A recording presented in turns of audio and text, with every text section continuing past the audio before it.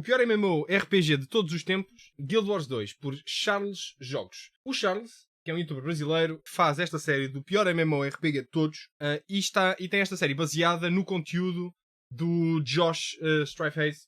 E ele pediu autorização ao Josh para fazer este tipo de conteúdo, mas em português. Eu quero ver o que é que ele tem a dizer sobre Guild Wars 2, porque foi um jogo que eu joguei durante muito tempo, desde o seu lançamento, e que hoje em dia já não jogo. Portanto, vamos lá ver se, de facto, o Guild Wars merece o pelouro de pior MMORPG de todos. Ever, do canal Josh Strifehaze, e tem autorização dele para acontecer, o print não mente, onde nosso principal objetivo é testar todo e qualquer MMO existente para descobrir qual é o pior, sem o intuito de ofender ou menosprezar o trabalho dos desenvolvedores ou a comunidade. Muito e se eventualmente acontecer, você já sabe que foi sem querer, ou não. Guild Wars 2, também conhecido carinhosamente como Fashion Wars, e já já você vai entender o motivo, é um MMORPG Fashion Wars, porque todo o gear que tu apanhas é praticamente irrelevante. O jogo vive dos transmogs que tu fazes no jogo. Chega a um certo ponto em que o teu gear ganha um certo platô e que todo o gear não passa dali, e a única coisa que depois tu farmas é looks para o teu gear.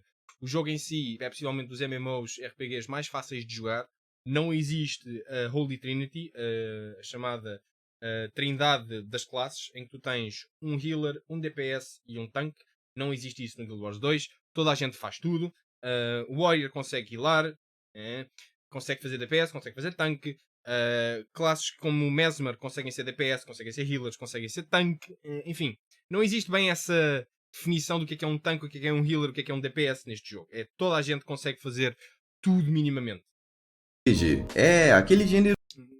E por isso, principalmente, deve ter sido por isso que o jogo também não ganhou a atração que grandes MMOs ganham. Porque nunca ganhou propriamente uma definição do que é. De jogos que geralmente tem tanta coisa pra fazer que provavelmente ao tentar terminar você vai ter que arranjar outros amigos porque os seus, sua família e até o cachorro já vão ter ido embora. E nesse jogo aqui se escala pelo menos umas 100 vezes. Pois bem, eu passei mais de 60 horas jogando esse game e nesse vídeo a continuação 60? da nossa jornada em Eu joguei mais do que 60 horas.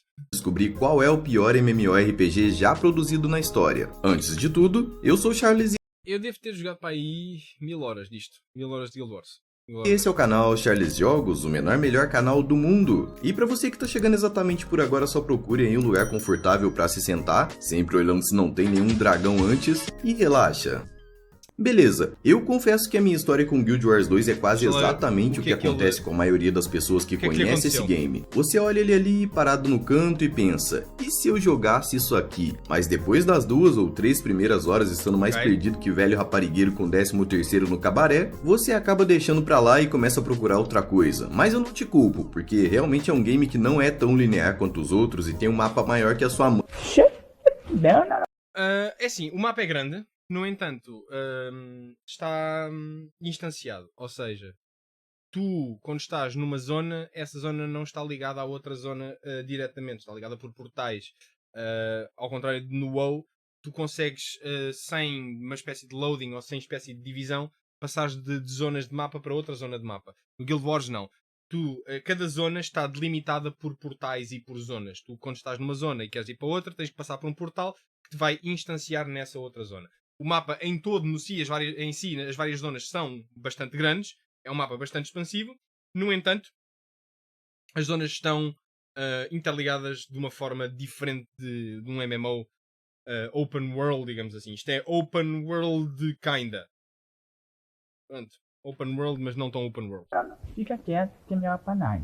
Mas Guild Wars 2 parece aquela imagem onde o maluco tá cavando e desiste bem próximo de achar os diamantes. Basta algumas horas de gameplay e meia dúzia de frases de alguém que conheça o game que você simplesmente é solto na ladeira do vício e aí, meu amigo, fica bem difícil sair. Como eu disse no início desse vídeo, é um MMORPG, então você tem conteúdo pra dar com pau, como dizia a vovó. Inclusive esse vídeo aqui não vai abordar nem 50% de tudo que o game tem, porque é quase impossível nessas 60 horas que eu joguei. Dado o contexto, bora pro jogo. As raças aqui são bem diferentes de tudo que você já viu por aí. Ao invés de elfos e orcs, humano tem em todo lugar inclusive. Aqui você pode criar uma versão mais fraca do Yoda, um povo alface, um povo furry, eu odeio furry, uma raça que a galera calça 52 e, como eu disse, os humanos, que ninguém escolhe porque você já é humano na vida real, então não tem graça. Eu por acaso sempre joguei humano. Eu não consigo não sair disto. Sempre que eu jogo um MMO ou tipo um jogo RPG ou assim, a primeira personagem que eu crio é sempre humano. E só depois é que das outras vezes que jogo é que vou para outras raças. Eu sinto sempre uma necessidade de criar sempre um humano. Não sei porquê. O primeiro personagem que eu criei foi um humano warrior, o mais básico de sempre. O primeiro personagem que eu criei no Baldur's Gate 3 foi um humano fighter. São um basic bitch. Eu sou um basic bitch, assumo, sem qualquer tipo de problema. Cada uma delas tem uma história própria da raça com local de origem próprio no mapa e uma cultura própria, além de poder ser customizada de forma muito específica. As customizações do Guild Wars 2 são muito fixes, por acaso. É um bom sistema de customização. Eu não sei como é que está hoje em dia, mas o problema que eu vejo, se eles não mudaram isto, é a tua customização na fase de customização tu tens que definir umas quantas coisas que vão definir a personalidade e uma parte da lore específica do teu personagem, que vão ser referentes a algumas quests. E isso é apenas referente ao base game. E essas escolhas depois tornam-se irrelevantes. A certo ponto tornam-se irrelevantes. São só para dar um flavor inicial e depois, enfim, perde-se um bocado. A ideia e o conceito base era giro, a forma como depois, a longo prazo, desenvolve não é grande coisa. Não dá pra criar faces tão reais quanto em Black Desert, por exemplo, mas é o suficiente pro roleplay. Atualmente o game tem 9 classes básicas, sendo que uma delas, o Revenant, só é liberada com a compra de uma das expansões, mas... Pois é, ok. Isto é mais outra que me faz espécie. Como é que nestes anos todos não houve nenhum acrescento de nenhuma raça nova, nem um acrescento para além do Revenant de outra classe? Eu percebo porque é que eles fizeram isto, porque eles optaram por modificar as classes dentro do sistema de combate, porque tu com uma classe podes ser coisas diferentes. Ou seja, tu com Warrior, basicamente as classes estavam associadas ao tipo de armas que tu podias usar. E em certo momento eles podem passar a usar armas diferentes e assim ganham specializations diferentes. E com specializations deixam de ser um Warrior, passam a ser um Berserker, ou passam a ser um não sei o quê. Tipo, basicamente o nome muda da classe, muda, mas basicamente continua a ser a mesma classe. Mudas é a especialização da classe e passas a ser outra coisa. Por exemplo, o Guardian era o que seria os antigos Paragon do Guild Wars 1. E acho que eles têm uma especialização para Paragon. Acho eu, não tenho certeza. Mas ao contrário de outros games por aí, essa classe não é a Master Blaster pica das galáxias de quebrada no PVP ou PVE. Então, caso você não consiga ter acesso a ela já nesse início, meio que tanto faz. A propósito, quando eu falo sobre classes básicas, é porque ao todo existem 36 classes únicas. Pois, cá está, é isto. É as specializations. Por exemplo, um Warrior pode ser um Berserker, um Soulbreaker ou um Bladesworn. Um Guardian pode ser um Dragon Hunter, um Firebrand ou um Wildbender. Um Revenant pode ser um Herald, um Renegade ou um Vindicator. Pronto. As cá em cima são as classes base e depois isto são as specializations que tu podes ser com essas classes. Podes ser um Druida, podes ser um Spectre, podes ser um Reaper ou o que seja. Podes ser várias merdas consoante a classe base que escolhes, no fundo. Acho que eles optaram por este tipo de gameplay, este tipo de dinamização da fantasia da classe com que tu jogas, em vez de estar a criar novas classes.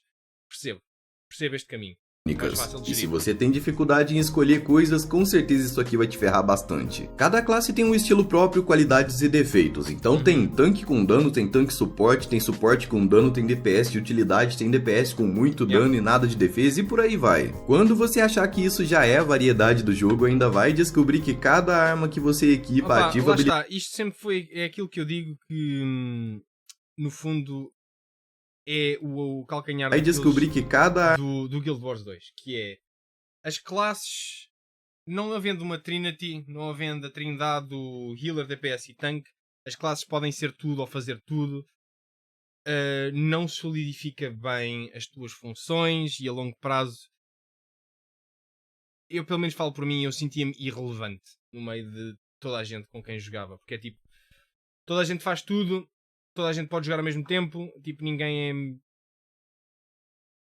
é necessariamente obrigatório de participar nas atividades, portanto é A um arma que bocado assim. você equipa ativa habilidades únicas em cada classe. Então, por exemplo, um cajado equipado no necromante vai funcionar totalmente diferente do mesmo cajado equipado em um elementalista. Variedade é o nome desse jogo. Eu acabei escolhendo essa desgracinha aqui, olha que coisinha bonita de papo. Como eu disse antes, Guild Wars 2 é o céu dos roleplayers. Aqui você escolhe questões que vão influenciar diretamente na lore do seu personagem, o que faz com que você se apegue muito a ele e a tudo que ele fez no jogo sob seu comando. O problema é que isto vai Esse tornar jogo tem um irrelevante. zilhão de linhas de texto, mas não é uma leitura obrigatória. Você pode simplesmente ignorar tudo isso e partir diretamente pra ação. Mas eu sinceramente acho perfeita a forma como as quests e toda a história do mundo de Guild Wars é bem escrita e faz sentido. A propósito, o jogo não tem tradução. Um dos responsáveis pela regionalização do jogo disse que pensou que nós brasileiros também falávamos espanhol, assim como o restante da América Latina. Yikes! Aí eu pensei, Coitados mas dos por que brasileiros. caracas ele não pesquisou no Google? Mas na Coreia o Google é muito restrito, deve ser por isso, então ele tá perdoado. A propósito, esse também deve ser o motivo de não ter um servidor BR, já que se o cara não sabe nem a língua falada no Brasil, ele deve achar que a gente vive numa província anexada no México. A interface do jogo é mais limpa que a ficha criminal do Padre Marcelo, porque o game meio que compacta tudo nos menus de forma bem intuitiva. Os ícones são limpos e fáceis de decorar e apesar do mapa ser um pouco assustador no início, porque parece aquelas artes abstratas, o minimapa facilita bastante as coisas e até as notificações são bem discretas e simples de serem entendidas. Isto era uma coisa que o jogo tinha de boa, que eu sempre gostei e que tenho pena que os MMOs não tenham, que é o UI está bué simplificado e o UI é muito fácil de navegar. Era dos pontos a favor que este jogo tinha, não torna difícil a navegação base do jogo, porque é tudo muito simples e muito intuitivo e muito bem distribuído e não te ocupa espaço desnecessariamente. Já não lembro se tem tanta customização ou não, mas ao mesmo tempo acho que era um bom UI. Configurações ainda dá para desativar muita coisa como textos de combate, nome de jogadores e NPCs, timers, barras de vidas e por aí vai. Pra surpresa de zero pessoas, Guild Wars 2 é um MMORPG Tab Target, o que era bem comum em 2012, com Secret World... Eu gostei. Tap Target, foi o que ele disse, para quem não percebeu. Tap Target. Ele diz Tap Target, giro. Phantasy Star Online 2, Rift, Age of Wushu e por aí vai. Então, apesar de boa parte da... Pois é, este jogo é de 2012. Eu não me lembrava que este jogo era de 2012, meu Deus, estou velho! As skills ainda serem longas quando se trata de buff, as skills ativas de classe não possuem tempo de recarga tão longo, o que deixa a coisa bem dinâmica. Nos menus ainda é possível ativar o modo Action, que deixa as coisas ainda mais divertidas, por mais que muita gente não goste dele aqui. Eu diria que é uma espécie de semi-action, mas tá Eu não sei o que é este conteúdo que ele está a fazer, eu nunca fiz isto, não sei o que é isto. Ou pelo menos não me lembro de alguma vez ter feito isto. valendo. Apesar de não ter gráficos absurdos e realistas, Guild Wars 2 conseguiu se manter muito bem esses anos. O Prime, aí é verdade, aí esta cena, eu não cheguei a jogar isto. Aí, mas esta cena é gigantescamente épica, mano. Um dos Elder Dragons a sair da terra, assim, aí foda-se.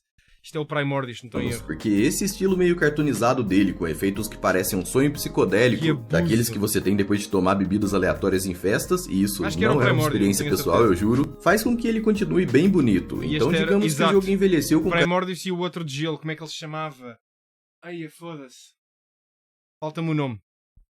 Características próprias muito interessantes. Em 90% do tempo você pode manter o seu jogo com tudo no máximo tranquilamente, mas experimenta só em um evento massivo para ver o que acontece. Diz a lenda que Chernobyl só explodiu porque um dos engenheiros tentou fazer Dragonstorm com tudo no Ultra num PC na sala de máquinas. Foi isso, foi. Por acaso, boa piada.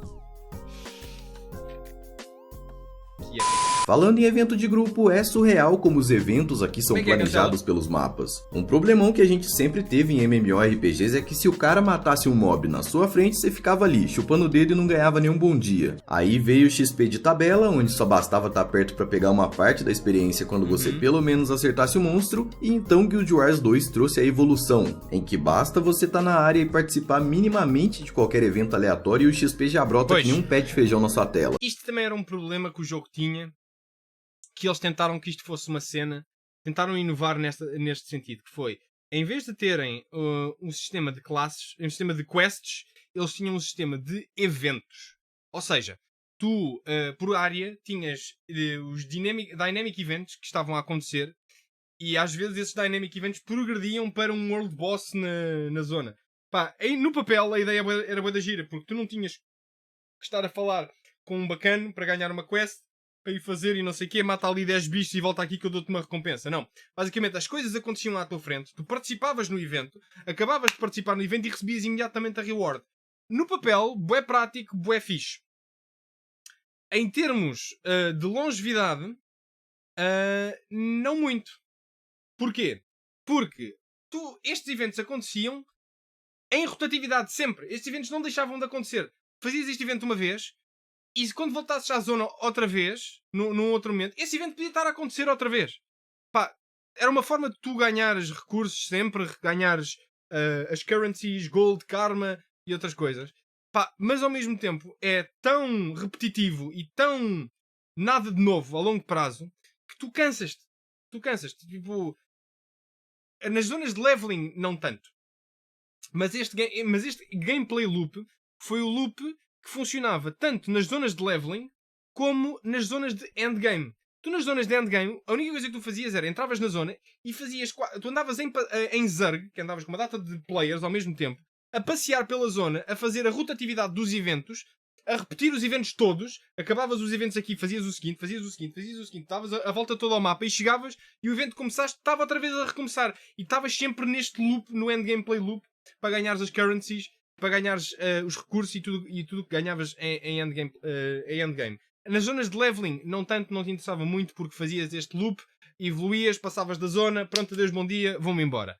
A não ser as zonas que tinham world bosses. As que não tinham, fazias aquilo uma vez e adeus, bom dia. Pá, mas chegava a um ponto em que era sempre assim. E o jogo tornava-se tão repetitivo, pá, que para mim, a longo prazo, passou a ser só um grindfest. E por isso é que eu o larguei. Isso e outras razões associadas à lore que eu não gostei das decisões que eles tomaram.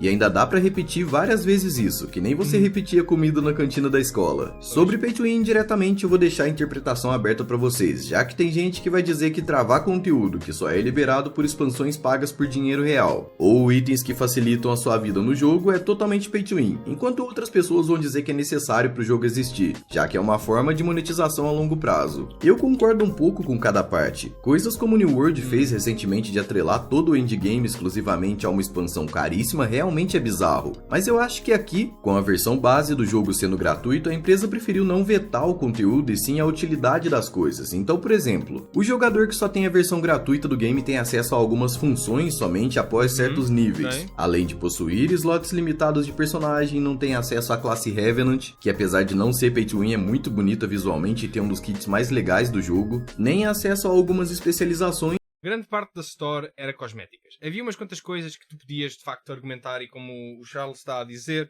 que era um pay to win. Por exemplo, havia um sistema no jogo, ainda há, que era o sistema da Mystic Forge.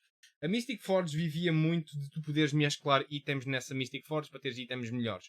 E havia muitos desses itens que tu tinhas, das duas uma, ou farmavas agressivamente para teres esses itens, ou havia uma possibilidade de os conseguires ganhar através de umas caixinhas que tu desbloqueavas comprando umas chaves aqui na Blackline Trading Post. Porque havia umas caixinhas que eram os Blackline Coffers, ou o que era. E essa, imaginem, para uma referência que alguns de vós possam entender. O League of Legends tem umas caixas que tu podes abrir que te dão skins, que te dão Mystic Shards e não sei o quê.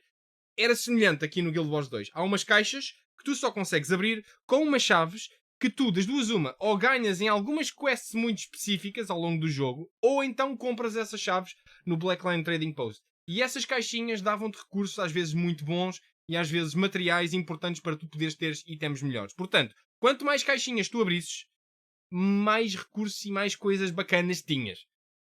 E mais acesso a poderes usar a Mystic Forge de uma forma mais eficiente tinhas do que as pessoas que não gastavam dinheiro a comprar as chaves e as caixinhas. Portanto, há aqui um certo argumento que nem tudo o que está na Store é pay to win. No entanto, há coisas na Store que facilitam o teu gameplay de tal forma que pode ser considerado pay to win. Por exemplo, uma das coisas que tu também tinhas no jogo era três ferramentas para farmar, que era a picareta, a foice e... estava a faltar outra. E o machado. A picareta, a foice e o machado, para quem não gastava dinheiro na Store a comprar ferramentas infinitas, que não se desgastavam, tu tinhas que ter os itens que tinham um single use. Ou seja, tinhas que comprar esses itens nos merchants e pronto, isto foi abaixo, porque, enfim, é o que é. Lá está. Estávamos na argumentação se há coisas que há pay to win. Há coisas que podem ser argumentadas que são pay to win. Outras que grande parte das coisas são só skins que existiam nesta história. Do tipo, apesar de alguns conteúdos só serem acessíveis com as expansões, a maioria dos itens que você realmente precisa para progredir no jogo estão na versão base. Às vezes você vai ficar com a impressão de que talvez o game ainda não esteja completo jogando assim, e eu sei que essa sensação é uma porcaria, mas passando o maior pano rosa do mundo aqui, enquanto boa parte dos outros MMOs só se garante nas compras obrigatórias ou esta era a chave que eu estava a falar das caixinhas. Esta chave que ele mostrou aqui, isto é a Black Lion Key. Comprando esta chave, aqui raramente você vai ter que gastar com algo que não sejam as expansões, porque simplesmente tudo que existe na loja do jogo, seja cosmético ou conveniência, pode ser conseguido apenas jogando. Eu explico. Você vai entrar na loja e ver muita coisa massa, como skins para praticamente tudo, desde personagem até armas e ferramentas de coleta. Lembra do Fashion Wars? Fora itens que vão facilitar e muito a sua rotina no game. Só que isso é comprado com uma moeda chamada gema, que como você deve estar imaginando só é adquirido com dinheiro real, certo? Achou errado, otário! Claro que não, canela de cachorro. Essas gemas podem ser trocadas por meio legal e interno no jogo pelo podias comprar por gold. Portanto, havia malta que vivia neste jogo a farmar gold de uma maneira tão ridícula, basicamente não precisava de gastar dinheiro. Bastava farmares gold de uma forma tão grande, tão abusiva, tinhas as gemas todas que querias. Gold que você farma jogando, o que é sensacional e não possui um limite, a não ser o seu tempo pro farm, né? E aí vem a cereja no bolo. A ArenaNet é uma filha mais nova, de modo bem grosseiro pra explicar, da NCSoft, que é especialista em fazer jogos com pay to win mais agressivo que bêbado quando alguém toma o corote dele. A Ion e Lineage que o digam, né? Mas aqui, curiosamente, o modelo funciona de forma totalmente contrária, com um jogo base capado, mais gratuito, e expansões que, apesar de adicionarem muita coisa, ainda servem realmente como expansões e não como condições únicas de vitória. Decisão muito boa da empresa, diga-se de passagem. Assim você mantém o game vivo por mais tempo e com o mínimo de reclamações possíveis. E eu até diria que a equipe de planejamento e marketing merecia um aumento por isso. Mas aí eu lembrei que esse game passou anos e anos na sombra sem divulgação decente, então fica elas por elas. Inclusive eu tenho que ressaltar a diferença. Para quem vivia na bolha do Guild Wars 1 e no início do Guild Wars 2, o hype estava lá no ponto, no início do lançamento do jogo, porque o WoW, neste caso, o principal concorrente do Guild Wars, ou vice-versa, o principal concorrente do WoW, o Guild Wars, o WoW estava a passar por um período de declínio em 2012. Na altura de 2012, se eu não estou em erro, ainda estávamos a sair do Cataclismo e a entrar para Pandaria, mais ou menos, e então a controvérsia toda de Cataclismo não foi grande coisa e que Pandaria estava a ser uma má transição e não sei o quê. Foi uma altura em que o WoW estava a passar por um momento de as pessoas já estavam a ficar um bocadinho fartas do WoW, os números de subscrição do WoW estavam a baixar, e então o posicionamento do Guild Wars foi: nós vamos ser o jogo que vamos acolher estas pessoas que querem um MMO e que já estão fartas do WoW. Na altura do lançamento, o jogo teve bastante hype e o lançamento foi bastante grande. Houve muita gente a jogar isto. O jogo era todo novo, havia muita coisa para explorar, muita coisa para fazer, mas rapidamente as coisas se ficaram gastas neste jogo. Lá está, porque depois o endgameplay loop era demasiado loop. Era sempre mais do mesmo que tu fazias no endgame. E então isso, para mim, como jogador casual, cansou-me muito rapidamente. E como eu, muitas outras pessoas se cansaram. Diferença de um abismo entre os conteúdos do jogo base e os de DLC, que faz você pensar que talvez o game precise de uma reforma. A dublagem muda, as narrativas mudam, os cenários parecem de outro jogo, as mecânicas são muito mais elaboradas e os detalhes são imersivos demais. Mas isso é uma coisa que não vai te incomodar por muito tempo, já que esses conteúdos não são tão longos assim. Ao contrário de todos os outros MMORPGs, Guild Wars 2 tem uma das explorações mais interativas de todas. As montarias variam entre voadoras, as que dão dash, as que correm, as que pulam e por aí vai. Mas cada um... Isto a partir do momento em que eles introduziram as mounts. Porque já antes das mounts, o jogo já tinha um modo de exploração muito divertido com os jumping puzzles e com uma data de coisas escondidas. As mounts simplesmente vieram ampliar isso. Porque o jogo em termos de exploração já já tinha por acaso um sistema bastante divertido e complexo. Uma delas interage de uma forma com o terreno do jogo, fazendo com que você tenha experiências totalmente diferentes quando possui uma ou outra, e ainda mais quando possui todas. Como eu disse antes, é necessário ter o Path of Fire e Heart of Thorns, que são as duas primeiras expansões, para que você consiga usar as montarias e o Glider, que permite cortar caminhos por mapas verticais, o que economiza um tempão na descoberta de pontos importantes e coletas de recursos, além de não deixar que você caia feito um cocô do alto de um penhasco. Então alguns vão achar isso pay to win e outros não, mas particularmente eu só acho divertido mesmo. Lembra que eu falei sobre eventos? Aqui tem tudo quanto é tipo de evento que você possa imaginar. Tem evento de coraçãozinho que é relacionado com a região e a história dela, tem evento periódico, tem evento randômico, tem evento em grupos que são espetaculares, tanto em objetivo quanto em beleza visual, e tem os World Bosses, que vão de humanoides normais, dominadores de ilhas piratas, e até um dragão do tamanho de uma montanha que... Os World Bosses faziam parte do endgame play loop que eu estava a falar. Chegava um ponto em que tu tinhas que seguir um grupo que estava a fazer os World Boss Timers. Havia mesmo um site que fazia o tracking do timer de quando é que o boss ia aparecer. E tu tinhas que ir boss atrás de boss, porque os bosses estavam quase alinhados uns aos outros, estás a ver? Quando tu acabavas um boss, estava quase a iniciar o timer para o próximo boss. E então tinhas que ir atrás de boss, atrás de boss, atrás de boss, a fazer esta rotatividade de World Bosses para, pronto, conseguires ter os recursos e as coisas que querias. Alguns desses bosses dropavam itens importantes para tu fazeres craft às Legendary Weapons e assim. Às vezes havia World Bosses que o timer entrava e a malta cagava para aquele World Boss. Tu tinhas que adivinhar que afinal não era aquele, era outro. Pá, a não ser que tu estivesse num Discord em que a malta estava coordenada, não tinhas bem a noção. Chega voando numa cena de encher o zóio d'água e toma porrada até deitar. O que eu achei incrível em Guild Wars 2 é o fato de que praticamente todos os eventos em que participei no jogo sempre estavam lotados, era um em World todo Boss horário que muita possível. gente Você cagava, vê players em tudo vezes. quanto é canto e ao contrário de outros MMOs, a população e as atividades não estão concentradas somente na última expansão lançada, porque o gerenciamento de boa parte do jogo faz o sistema de conquistas abraçar até mesmo os mapas básicos. Então, desde o buscador de atividades até coisas mais simples como enfrentar mini-bosses no mapa para farmar pontos de herói vivem lotados. E falando em público, nesse quase um mês jogando ao menos Estão a ver o que eu queria dizer? Tipo, olha a confusão que está aqui a acontecer. Quem é o tanque, quem é o healer, quem é o DPS? Pá, parecendo que não, o conceito de querer se desviar da Trinity foi uma ideia gira, mas a longo prazo acho que foi isso que matou o jogo. Pouquinho diariamente, eu só vi jogador ser notário uma vez, mas como era no PVP ainda dá pra entender a insatisfação com o desempenho do time. De resto, a comunidade é ótima e possui guildas ativas de todos os tamanhos e propósitos. Até porque esse é um game casual onde você pode socializar tranquilamente sem ser tão cobrado pelos seus sets ou desempenho no jogo. Fora o fato de que... Era outro ponto positivo do jogo também, era que tipo, claramente o Guild Wars 2 sempre foi um MMO para casuais. Não faz sentido tu ires hardcore neste jogo porque não há nada para ser hardcore neste jogo. Porque o objetivo principal do endgame play loop são skins mais bonitas. Era simplesmente isso.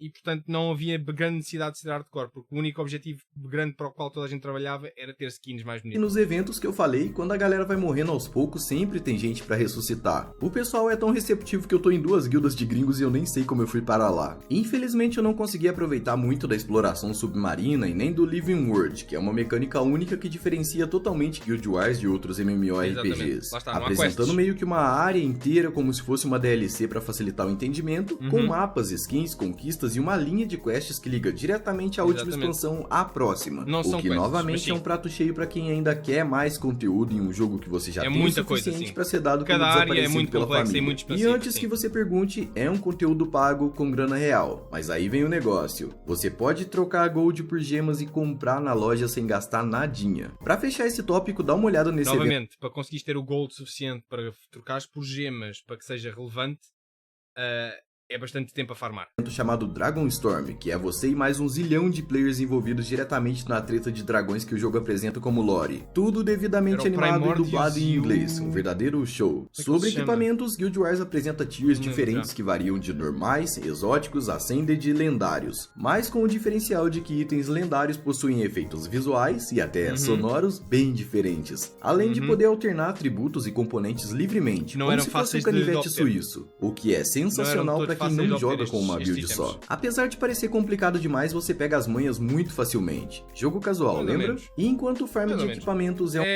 Apanhas facilmente no sentido de percebes como é que funciona e depois percebes que o grind que tens que fazer é de tal forma gigante que no meu caso, quando assim que me apercebi que tinha que fazer aquele grind todo que tinha que fazer para chegar a esse objetivo, fiquei um bocado desmotivado. é uma das qualidades nesse jogo para quem não tem tanto tempo para jogar, ou os que dão longas pausas. Alguns também consideram isso um defeito pela pouca variação de builds e meta. O cara que começou a jogar esse game lá para 2020, ou antes se bobear, provavelmente ainda vai poder usar os itens daquela época para jogar hoje. É verdade. Então o processo... Isto é uma coisa boa também. Eu se hoje em dia quiser entrar no Guild Wars, não vou ficar tão de pé atrás porque eu tinha o meu gear antigo que me consegue minimamente ser relevante nessa altura. Portanto, não é um jogo com uma entry difícil. Portanto, quem entra de antigamente consegue voltar a jogar e quem entra novo também rapidamente consegue apanhar o esquema. Portanto, é fácil.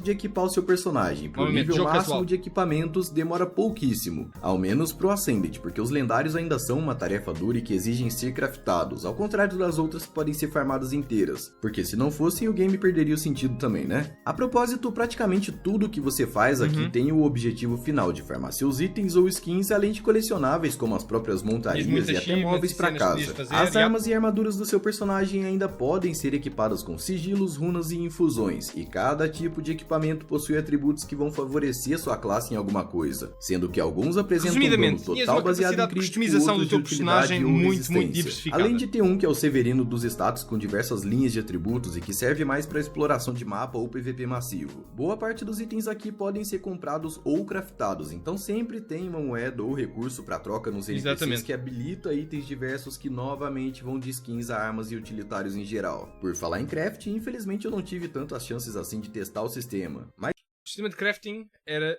excelente frame. mas eu prometo que em breve eu trago um vídeo mais detalhado sobre isso. Esse aqui é um sistema à parte do Estamos a falar mal de Guild Wars. Não, Drew, não estamos. Estamos a ver o vídeo do bacana que está a analisar o Guild Wars 2 numa perspectiva de ser um mau MMO. Pá, não era um mau MMO, simplesmente não era um MMO sustentável a longo prazo, digo eu. Ou não acho que ainda, não acho que seja, hoje em dia. Pá, é um jogo que acho que, do que eu fui ver também, aqui há uns tempos vimos um trailer, pá, parece que o jogo não sobreviveu ao tempo. Não sei, acho que os gráficos parece que estão um bocado parados no tempo, comparativamente com, por exemplo, o WoW. O WoW acho que sobreviveu muito bem ao tempo com os seus gráficos. Ele já fez algum de BDO, por acaso não faço ideia. Este é o 5º vídeo desta série que ele está a fazer. Este vídeo é de há 3 meses, não sei se ele fez de BDO. game, onde a galera faz uma grana Mas ele estava a falar de sistema de crafting. O sistema de crafting era bastante divertido e bastante fácil de entender. E eles tinham um sistema. Eu quando comecei, eu iniciei o jogo e fui para fazer jewel crafting e para fazer de chefe. Eles incluíam chefe, cooking mesmo, como uma profissão principal. O sistema de crafting era muito fixe mesmo. E tu podias ter só duas, mas quando querias trocar uma das que tinhas, quando voltavas à outra que tinhas aprendido, ao contrário, por exemplo, do WoW, quando trocavas para uma que já tinhas evoluído, perdias a knowledge toda do que tinhas feito. No Guild Wars não. Quando tu tiravas uma para ir fazer outra, e depois querias voltar à outra que tinhas anteriormente, tu não tinhas esquecido de tudo o que tinhas feito. Portanto, tu podias ter todas evoluídas ao máximo e simplesmente tê-las, ativá-las quando quisesses no personagem. Se bem que isso demorava imenso tempo. construindo itens através de receitas. O game tem 9 profissões. Inclusive aqui tem um problemão com o jogo. Você recebe uma tonelada de itens em qualquer coisa que faça. Esses itens estão separados em equipamentos, coisas aleatórias que só servem para vender muita pros NPCs, materiais de craft e itens de utilidade como poções, comidas e por aí vai. O problema é que a sua bolsa, ao menos nesse começo, só cabe um corote, um maço de 8 e uma... E aqui era um dos momentos em que entrava o tal argumento do pay to win. Porque tu comprares slots para mais sacos, para além dos que o jogo te dava, tinhas que pagar com guita de gemas. E aí é que tu podes argumentar algum pay to win. Uma cartela de Dorflex, e como você imagina, uma forma de driblar isso facilmente é comprando mais bolsas de espaço, certo? Porém, certo. se te consola, esse é um problema mais inicial, então apenas jogando você consegue se adaptar, mas não deixa de receber os mesmos zilhões de itens. Exatamente. Apenas aprende sobre o que guardar, usar ou desmontar para vender. Pela falta de um grupo, No entanto, o stash do banco era bastante grande. eu também não consegui fazer uma raid para testar, mas o game tem 7 delas e você vai precisar de 10 pessoas motivadas o suficiente para fazer. Também nunca cheguei a fazer Mas nenhuma raid do em jogo. compensação eu fiz um monte de fractais, que são as dungeons aqui por assim dizer. E falar para vocês, meu amigo, tipo de dungeons. que delícia de conteúdo. Os Todas as fractals, quando saíram, foram um conteúdo muito bem cotado. Mas novamente, simplesmente foi mais uma cena que eles acrescentaram ao endgame play loop repetitivo, porque chegava um ponto em que eu cheguei a fazer todas as fractals que existiam, e chegando a um ponto em que tu já fizeste todas, torna-se repetitivo e fácil de fazer. Simplesmente tens que imaginem isto quase como no sistema no WoW das Mythic Dungeons. Tinhas que ativar uma cena para tornar as fractals ainda mais difíceis, se não estou em erro. As versões dessas dungeons são únicas, com mecânicas únicas e totalmente interativas, o que deixa os combates desafiadores desde o começo do jogo. Porém, é algo que, pelo menos nos níveis iniciais de dificuldade, é justo e que te permite aprender aos poucos e de forma muito certeira. O visual de todas elas é fantástico e, ao contrário de outros games onde Vão a galera ver, sai olha o sistema rushando, de combate. Olha o sistema de combate. Tipo, quem é que é o quê?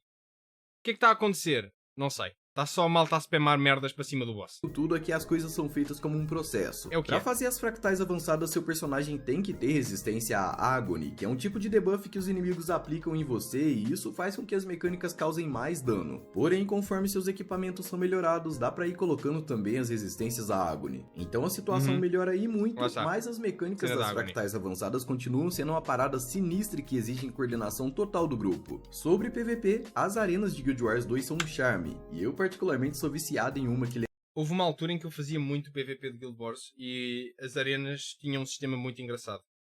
Havia esquemas. Era um twist engraçado a Capture the Flag e eu gostava disto. Eu sinto que isto é o ultimate problem de todos os MMORPGs. Sim, é tu conseguires criar um sistema que não dê desgaste aos teus jogadores.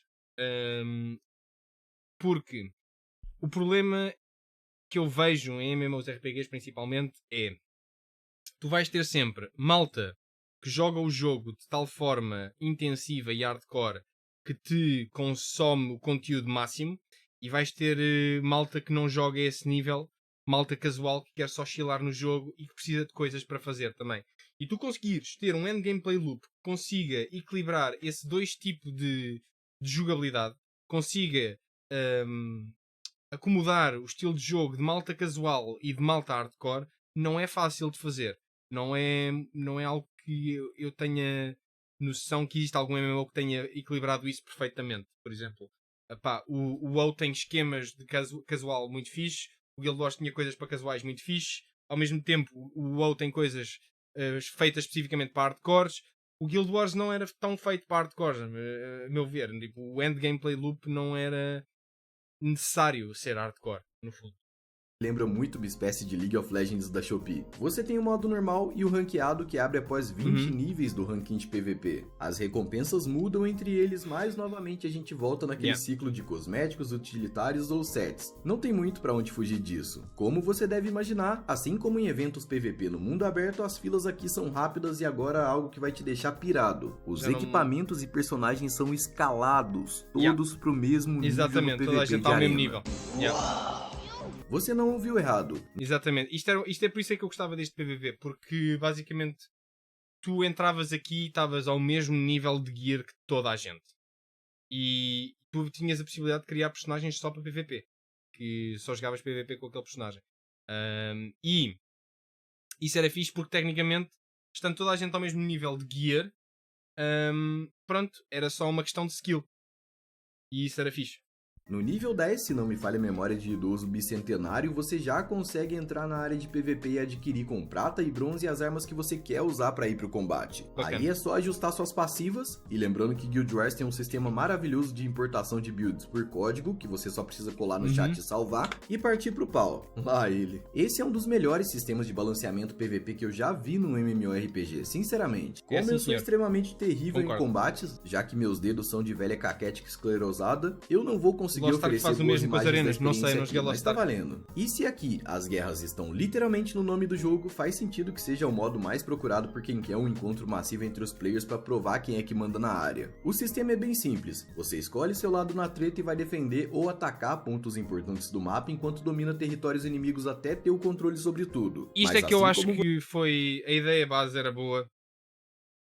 Acho que nunca foi muito bem conseguido este esquema de World PVP. Isto era tão grande que basicamente isto era, no fundo, quem tinha a maior Zerg ganhava, no fundo.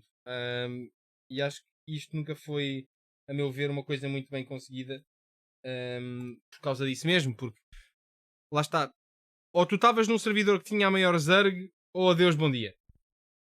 Portanto, não sei. Como é que é, Bunny? Tudo bem? você ataca ou defende, existem outros grupos fazendo a mesma coisa e é aí que o Azura chora e a mãe não vê. Tem arma de cerco, tem evento PvE no meio de tudo, tem recursos diversos e a melhor coisa do Guild Wars 2. Tudo que você faz gera pontos de conquista que vão liberando itens de craft, cosméticos, equipamentos e até uma montaria de guerra. Como as campanhas ficam abertas, não dá pra saber quantas Desbloqueavas bué pessoas da estão merda neste jogando jogo, ao todo sempre, nesse modo. constantemente. Mais direto você encontra grupos com dezenas de players no mesmo lado, ou no oposto. O meu Então tá passa mal tudo com certo. E por incrível que pareça, mesmo não tendo servidor SA, você não sofre tanto com ping, lag e desconexões como imagina. Por último, mas Por não acaso isto é bem visto, nunca tinha pensado nisto. Por maior que fosse a Zerg, eu nunca me lembro de alguma vez ter tipo problemas de lag nestes servidores. Por maior que fosse a quantidade de gente que estava a fazer isto, nunca, quando joguei esta coisa, senti que o meu PC se queixava com o lag ou com os frame rates.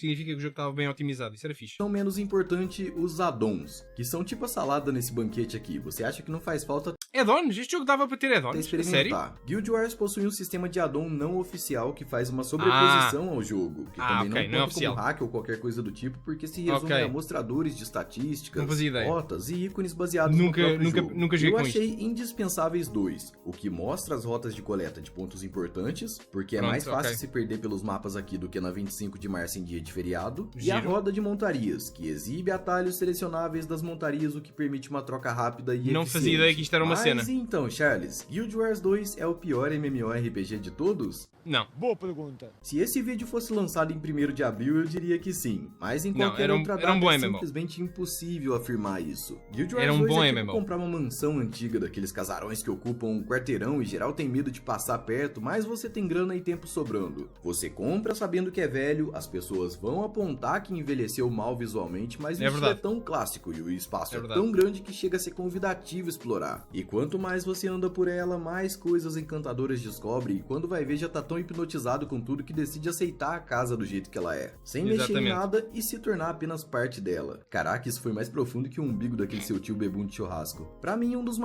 Pá, o problema que eu vejo no Guild Wars 2 sempre foi aquilo que eu já disse várias vezes aqui, desde que estamos a ver o vídeo. O end gameplay loop era demasiado loopy, demasiado repetitivo e demasiado longo. E o objetivo principal final era simplesmente skins. Não havia um objetivo assim mais concretamente difícil e objetivamente épico para o qual tu estivesses a trabalhar. Porque toda a gente conseguia chegar a esse objetivo, bastava simplesmente aplicares tempo e dedicação ao loop do end gameplay final. Depois tem o facto de o jogo é de 2012 e efetivamente este art style em 2012 era muito fixe, em 2024 já não é tão fixe. Nota-se que envelheceu este art style. O benefício que o World of Warcraft tem de ter sobrevivido quase 20 e tal anos é o facto de ter um art style tão cartoonish, tão cartoon, que envelhece bem, porque pronto, não é realista. O Guild Wars, como tem um aspecto realista, pá, está preso à capacidade dos gráficos realistas da altura em que foi criado. E por isso, em termos de gráficos, pronto, está ali um bocado preso. Mas, essencialmente, prende-se no gameplay, porque o gameplay no final acaba por ser tão repetitivo e tão mais do mesmo e tão longo que não é apelativo, pelo menos para mim. Os Não maiores sei. problemas de longe com Guild Wars 2 atualmente é o fato do jogo tá na Steam, ter uma propaganda ferrada na Steam e você não ter integração nenhuma com o site oficial. O jogo é o mesmo, o servidor é o mesmo, os jogadores são os mesmos, mas você nem mesmo consegue transicionar a sua conta ou comprar as coisas em uma plataforma e ativar na outra. Então, Pois. pra que serve o jogo na Steam? Não se faço ideia, porque basicamente a Steam serve de launcher do jogo. E isso é parte. Conseguir alcance adicional? Provavelmente. Mas são decisões que não fazem sentido algum. É tipo tá no orfanato, ser adotado e ao chegar na nova casa descobrir que foi adotado pelos seus próprios pais biológicos. Tá, isso não fez sentido nenhum, mas a não fez falta de muito sentido sentido, serviu mas- de exemplo também. Lógico que, como eu disse antes, você como novato vai encontrar dificuldades em coisas como gerenciar o espaço do inventário, não conseguir alcançar locais do mapa, e isso inclui todas as limitações da falta de DLCs. E se tiver acostumado com jogos mais recentes, vai sentir que algumas coisas realmente envelheceram Claramente, mal. sim, claramente. Se estás habituado às quality of life dos jogos de hoje em dia, vais jogar isto e reparas em muita coisa chata. Mas o restante do que o jogo oferece, mesmo na versão gratuita, chega a ser tão extenso que você aprende a ignorar os problemas. Mas lembrando que isso não Mais ou significa menos. deixar de Mais ou cobrar a menos. empresa por melhorias. O game ficou abandonado por um tempo, e agora Ficou. com novos conteúdos é mais que justo que revisem as coisas antigas. um bocado. Guild Wars 2 foi uma bela surpresa pra mim. É o game que eu tô jogando Eles atualmente agora nas horas vão lançar vagas uma nova e que não expansão. Tiveram o lançamento da expansão de Canta que foi. Não sei. pesa nas Pá, costas com aquela pressão de ter que entrar e saber que eu vou gastar 9, 10 horas ali pra farmar um bendito Yeah. item. E muito menos ver meu esforço É isso. no que eu ralo O tempo com que tu vais RNG. gastar a farmar, Praticamente era tudo muito. que você faz aqui Era é muito. recompensado de alguma forma. E quando você decide se esforçar um pouquinho mais e se aventurar mais fundo no jogo, descobre que sempre tem algo mais legal a ser feito. A melhor parte foi ter Uhum. descoberto uma classe perfeita pra mim, que só usa 2 botões e bate igual um cavalo. E isso já me deixou muito animado. E vocês? Isso Já é fixe. jogaram ou pretendem jogar essa belezinha? Lembrando Já que a joguei, continuidade já. Joguei durante muito tempo, pá, vivi bons tempos a jogar este jogo. Hoje em dia já não consigo. E tenho que vos dizer que tenho pena que já não jogo hoje em dia Guild Wars 2, porque na altura pá, foi um jogo incrível de se jogar. Malta, está aí o link. Se não subscrevem o Charles, vão subscrever. Bons conteúdos. Ele tem. Há bocado estava a perguntar se ele tem um vídeo também de Black Desert Online. Também tem um vídeo sobre Black Desert Online. Talvez possamos ver isto noutra altura. Uma das principais razões que me fez deixar de jogar Guild Wars 2 foi o facto de eles terem feito uma decisão na lore que eu não gostei. Basicamente, para dar o contexto, o jogo, eu joguei Guild Wars 1 e no Guild Wars 1 a lore estava muito presa aos principais deuses dos humanos. Era o Baltazar, a Melandro, a Dwayna, a Lysa. Está-me a faltar um. A Cormir. Eram 6. Acho que eles eram 6. Portanto, Baltazar, Melandro, Dwayna, Lysa, Cormir. Falta-me um. Eu não sei que eram 6. Sei que eram 6. E não me estou a lembrar qual é que é o. Sei que eram 6 e não me estou a lembrar deles. Não me estou a lembrar. Enfim. Mas houve um momento. E o Grant. E o Grant, que era o deus do gelo e dos mortos. Que era o meu favorito, ainda por cima. Já me estava a lembrar dele. Imagina. Pronto. Esses 6 deuses eram muito importantes na loja do Guild Wars. E à entrada do Guild Wars 2, eu fiquei muito chocado e muita gente ficou confusa porque o Guild Wars 2 passava-se 250 anos à frente do Guild Wars 1. E quando tu entras no Guild Wars 2, tu ficas a saber que os deuses, estes 6 deuses importantíssimos no mundo de Tyria, simplesmente, puf, desapareceram. Tipo, porque eles existiam fisicamente. As pessoas faziam commune com eles, tipo, eles apresentavam-se fisicamente no mundo, às vezes. E tu, à entrada do Guild Wars 2, ficas a saber que eles simplesmente desapareceram. E é muito confuso, tipo, onde é que eles desapareceram, para onde é que eles foram, tipo, o que é que aconteceu? Havia uma teoria na comunidade de que eles tinham uma ligação com os Elder Dragons, que eram quem estavam a causar problema no mundo de Tyria nestes 250 anos seguintes. Porquê? Porque existiam 6 Elder Dragons. E cada um desses Elder Dragons estava associado a um elemento. Existiam 6 deuses, cada um desses deuses estava associado a um elemento, e existiam 6 Elder Dragons. Portanto, este desaparecimento dos deuses humanos causou pessoas a especular, epá, se calhar estão associados ao aparecimento dos dragões. Tipo, os deuses dos humanos desapareceram, mas agora, se calhar, a ligação está no facto dos Elder Dragons aparecerem. E não foi isso que aconteceu. Tu ficas a saber o que aconteceu aos deuses dos humanos na segunda expansão do Path of Fire, em que tu vais a um dos templos em Camadan, ou perto de Camadan, que é na zona do deserto, em que tu numa missão vais a um templo da Cormyr e encontras a Cormyr. E a Cormyr explica-te. Então, o que é que aconteceu? Os deuses simplesmente cagaram nisto. Vão só bazar. Os deuses bazaram porque perceberam que a presença dos dragões está a causar um distúrbio na energia tão grande que vai destruir o mundo e então os deuses não querem estar aqui. E isto para mim destruiu-me. Eu quando soube aquele desenvolvimento de lore, eu fiquei tão despedaçado e tão triste porque foi uma resolução para uma pergunta tão importante muito má, na minha opinião. Eles trataram muito mal da lore. A mesma coisa quase que uma Blizzard fez com o Arthas em Shadowlands. Pá, e eu fiquei de tal forma desgostoso quando soube disso, quando cheguei a esse ponto, pá, que fiquei sem vontade de continuar a jogar o jogo. Porque aquela parte da lore era uma parte que me agarrava muito, muito ao jogo.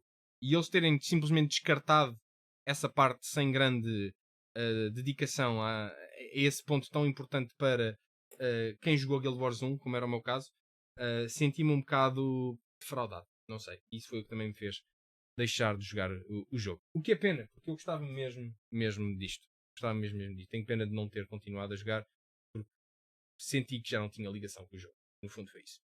Mas pronto. Vão aí ao canal do Charles, subscrevam, deixem o like, deixem o vosso comentário, vejam mais vídeos dessa série, porque isso está muito fixe.